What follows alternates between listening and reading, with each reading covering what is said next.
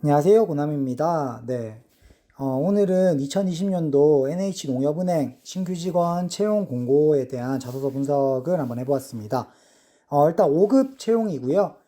사실 농협은행 같은 경우에는 뜬다는 얘기가 많았죠. 그래서 뭐 진홍 같은 경우에는 이미 이제 시행을 했었고, 이번 같은 경우에는 NH농협은행인데, 뽑는 인원 자체가 일단 000이에요. 그러니까 두 자릿수라서 크게 많지는 않지만, 그래도 최근에 금융권이 많이 채용을 하고 있는 만큼, 관심 있으신 분들이나 농협은행 준비하시는 분들은 지원하셔도 좋은 성과 있으시길 바라고요.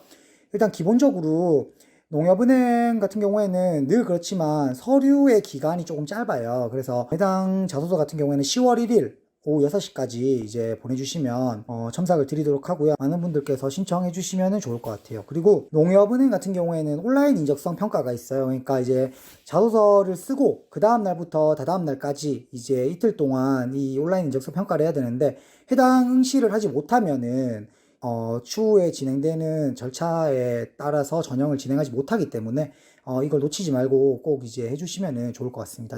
제 주변에서도 요거를 이제 못 하셔서 좀 불이익을 보신 분들을 많이 봐서, 이 부분은 말씀드리고 시작하도록 하겠습니다. 그 무료자소 첨삭 같은 경우에는 최근에 바뀌어서 제 전전 영상과 전 영상에서 말씀을 드렸지만 이렇게 자막으로 그 다음에 이렇게 사진으로 처리를 했고요. 동영상 더보기란에도 기재를 해둘 테니까 많이 신청해 주시면 좋을 것 같습니다. 네, 1번 항목 이제 분석하도록 할게요. 1번 비대면 금융 활성화에 따라 뭐 농촌 고령층에 뭐 금융 문제가 대두되고 있다. 이러한 뭐 금융소외 문제를 해결하기 위한 농협은행의 역할은 무엇이고 어떤 기여를 할 수 있는지, 여기 보면 일단 갈로에 농협은행이 이렇게 친절하게 적어놨거든요. 그러니까 뭐 소외 해결을 위한 농협은행의 역할이란 본인의 기여를 적어라고 했어요. 그러니까 문단 나누기는 제 영상에서 말씀드린 것처럼 필수고요. 서론에 두 갈식으로 어떠한 농협은행의 역할이 필요하다 언급하고 풀어가는 것을 추천드립니다. 그리고 일단 뭐 비대면의 형하는 어떻다, 왜 비대면이 되었다, 뭐 코로나가 어떻다, 뭐 정의에 대해서 서론에 구구절절 언급하는 건 정말 비추천입니다. 제가 영상에서 말씀드렸는데 많은 분들이 이렇게 작성을 하시더라고요. 그러니까 글자 수를 채우기 위한 작성이 아니라 정말 쓸 말은 많은데 글자 수가 부족해서 아까울 정도로 작성을 해야 되거든요. 그러니까 뭐 서론에 그렇게 필요 없는 말은 작성하지 않으시는 게 가장 좋고요. 그 다음에 이제 본인의 기여를 작성할 때는 나의 역량, 나의 능력을 함께 언급하면서 구체적인 기여 및 방향에 대해서 이제 풀어가는 것을 추천드려요. 그러니까 이게 무슨 말이냐면, 농협은행이 어떠한 역할을 해야 됩니다라고 해서 그 역할에 대해서 구체화하는 것까지도 괜찮아요. 하지만 해당 항목에 대해서는 본인의 기여, 그러니까 내가 어떤 기여를 해서 어떤 역할을 할 수 있을지도 중요하기 때문에 그 방향에 대해서 조금은 구체화하는 게 좋을 것 같아요. 그냥 뭐, 농협은행의 뭐 발전을 위해서 뭐 기여하겠습니다. 농협은행의 뭐 고객 만족을 위해서 기여하겠습니다. 누구나 적을 수 있는 내용들이 아닌 조금은 나만의 특화된 구체적인 내용을 이제 작성을 해주시면은 1번에서는 보다 좋을 것 같다라고 말씀드릴 수 있고요. 2번. 농협은행이 디지털 휴면뱅크를 구현하기 위해 뭐 어떤 변화가 필요하다고 생각하는지, 변화 과정 중 어떤 기여를 할 수 있는지. 네, 일단 문단 나누기 필수고요. 고객 미래 전문성 세 가지 키워드를 적절하게 활용할 것이라고 말씀을 드리는데, 제가 이걸 말씀드릴까 말까 하다가 말씀드리는 거예요. 왜냐? 조금만 찾아보면 돼요. 네이버나 뭐 구글이나 뭐 다음이나 디지털 휴먼뱅크 치면은 관련된 기사나 뭐 행장의 인터뷰나 엄청 많거든요. 그러니까 거기에 답이 나와 있다고 저는 생각을 합니다. 예. 근데 물론 이제 이렇게 말씀을 드리면 어떻게 보면 뻔해질 수 있는데, 사실 미래에 대해서 쓰더라도 나의 키워드를, 또 나의 소재를 이제 나만의 걸로 작성할 수 있기 때문에 제가 요거는 말씀을 드리는 거기 때문에, 이 항목 같은 경우에는 관련 기사나 정보에 대해서 좀 숙지하고 난 다음에 작성하면 훨씬 쉬울 수 있는 항목이라고 생각이 되고요. 디지털적인 전문성이나 역량이 나오지 않아도 좋은데 디지털 관련 지원자나 관련 경험자라면 언급하는 것을 추천드립니다. 왜냐면 일단 소재 자체가 디지털 휴먼 뱅크를 구현하기 위해서이기 때문에 관련된 디지털 역량이 나오면 좋을 것 같아요. 근데 없어도 제가 앞에 말씀드린 키워드를 활용해가지고 이제 풀어가면은 해당 항목은 조금은 쉽게 작성할 수 있지 않을까라고 생각이 됩니다. 네. 3번으로 넘어가도록 할게요. 농협은행을 지원하게 된 이유, 입행하기 위해 본인의 노력. 네, 이거는 제가 이제 많은 영상에서 말씀드렸다시피 일반적인 지원 동기고요. 지원 동기 항목은 이제 서론의 두 가지식으로 이제 어떠하여 지원하였습니다로 풀어가는 게 가장 보편적이라고 말씀을 드렸고, 저도 추천드린다고 말씀을 드렸죠. 네. 입행을 위해서 혹은 뭐 농협은행의 행원으로서 어떠한 것이 필요하다. 그리하여 어떠한 노력으로 그러한 영역을 길렀다와 같은 방향이면 보편적으로 쓸 수 있겠죠. 그러니까 해당 항목을 보고 와 이거 지원 동기가 너무 어렵고 어떻게 써야 되지 이렇게 하는 분들은 제가 말씀드린 것처럼 작성하시면 무난하게 작성하실 수 있을 거예요. 근데 뭐 그게 아니라 뭐 기존에 작성하는 방법이 있다라든지 아니면은 뭐 다른 방향으로 작성하고 싶다고 하시는 분들도 뭐 본인만의 작성법으로 작성하셔도 무관할 것 같습니다.